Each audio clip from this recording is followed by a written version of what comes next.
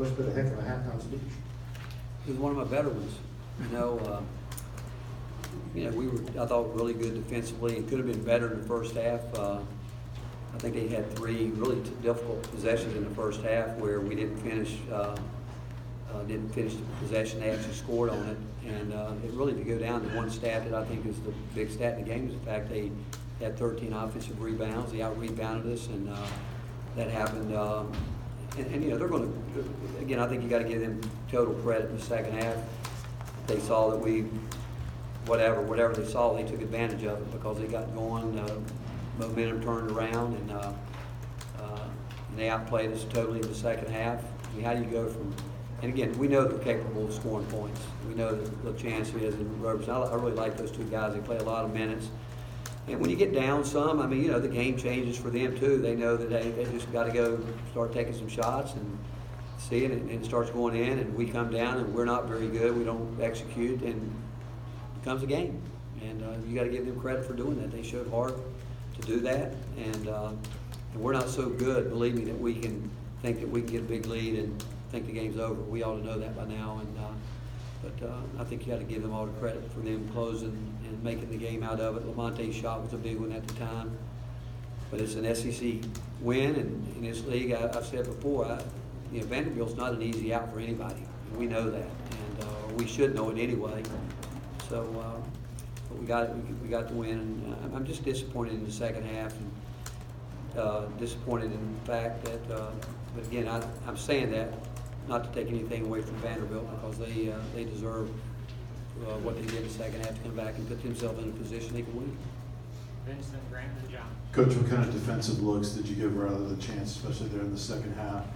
Well, again, we were switching some early. I didn't think our post guys, Grant in particular, did a great job. He had his hands down, kept backing up too much. And Rodney made a couple tough shots too now, and you got to give him credit for that. But there's no way he should be able to get by us in that situation. And Lamonte, I thought, really did a good job away from him, making it hard for him to catch the ball at the end. And Lamonte wanted to guard him. And again, we got him taking some tough shots, but we didn't finish it. And I mean, you look at it, they ended up scoring 32 points in the paint, and I guarantee that they came off those offensive rebounds or drives where we felt coming into the game, the biggest thing they would want to attack us with is downhill drives. And we were lucky in the first half, actually, that they missed some threes because they had some pretty good looks at it. And but the way we guarded them over there, we were giving them too much of an angle, and so we felt they would come in and try to get downhill with it. And again, it's the way games go sometimes. You get up, you're wanting to stretch it out, and then have to give them credit. Could you sense any coasting or letting off the gas by your guys once it got to 20 and Vandy went hitting shots? Well, I think that can happen. I think that can happen whether it's you visibly see it or you don't. I mean, you go back to the game there. The first half we were not as good as we were in the second half. Here we were better, but they also make you do that. I mean, they made some shots, and they were getting us into ball screens. They didn't do one thing that we didn't think they would do, and it's a matter of us guarding it. And I just didn't think that they were making her push back either. I mean, we'll look at it. I mean, they scored 62 points, and total different game than South Carolina. And the fact that South Carolina, they're out there pressuring you, make you dribble the ball. Today we started the game, I didn't think very good offensively, because they were sagged back in there. They were determined they weren't going to let Grant Williams have a lot of space, which we knew that. And we held the ball too much. We didn't get enough player and ball movement to start with. Then we got our defense, got us out in transition and going.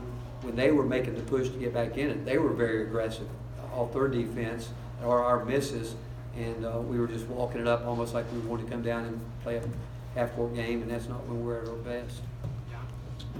Rick, a lot of times you see in this league this year where teams get an early lead, lose it, and never regain their momentum and lose a game. You credit your team maybe with kind of summoning its resources late in the game and coming back and winning? Well, that would be a positive. We allowed them to, again, I don't want to say we allowed them. They got back in the game, but at the end we found a way to, Lamonte Turner's shot was a big one. And again, you guys have known over the past couple of years, those are games that we did let get away. We've done this before, where we've had leads and other teams come back and take the lead, but we have also this year found a way to hang on and get it done, whether you hang on or whatever you do. You can't have a guy, a junior like Admiral Schofield, get a technical foul, regardless of what it is, and that be his fifth foul. And those type things, we got to be more mature than that. But otherwise, last couple of minutes, I thought that we knew what we were going to do: get the ball to Grant, put fouls on him, and play through him. And then I think Admiral made the drive and kicked out, and Lamonte finally made a shot, which was a big one for us. Mike? You got a lot from Jordan Bowden after some not so great games. How big was this for him? It seemed like he looked really relieved, especially after the first three went down. Well, we like it when he's aggressive. We talk about it, but I've always said he's got to do that within himself. And his free throw shooting the last two games has been atrocious, and he's better than that. And our guard play tonight, if you look at it, we were 22 for 32 from the free throw line. But if you look at our guards, they were 2 for 7, 0 for 1, which is really 0 for 2. So that makes us 2 for 9. And is that right? So we were 2 for 9 from our guard position at the free throw line tonight, really. And those guys have to be better than that.